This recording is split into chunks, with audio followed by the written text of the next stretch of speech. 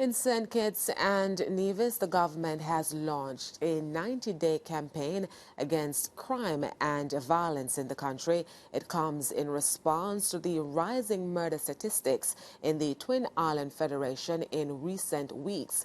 The country's homicide tally has surpassed 20 since the start of the year. Speaking on Friday during the national consultation and official launch of the campaign, Prime Minister Dr. Terence Drew says his government has taken proactive steps to put a lid on crime and violence.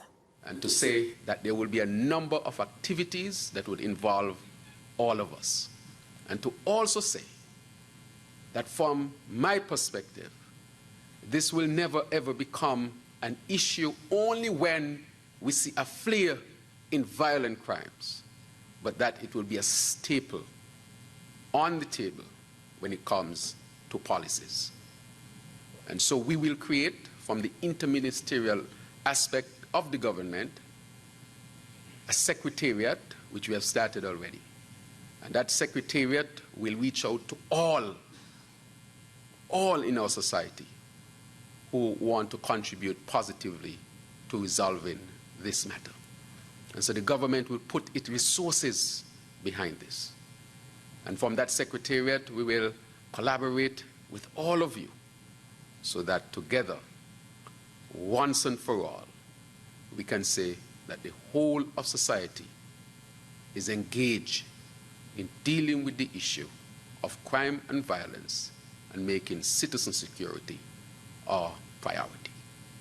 Meanwhile, Jamaica's opposition spokesperson on national security, Senator Peter Bunting, says a public health approach is needed to tackle crime and violence in the region. Senator Bunting, who was a virtual guest at the national consultation event, says several initiatives have been undertaken by Jamaica to eliminate crime and violence.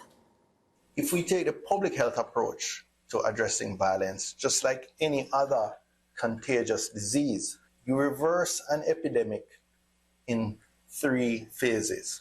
The first phase is to interrupt transmission of the disease.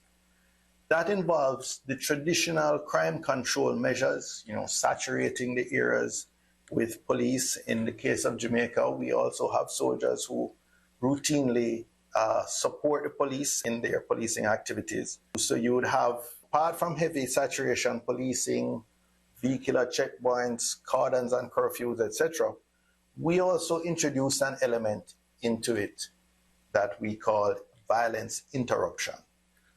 And this involved training trusted persons from within communities that were traditionally plagued with violence. And we gave them particular training on how to break the cycle of violent incident, reprisal, and counter-reprisal.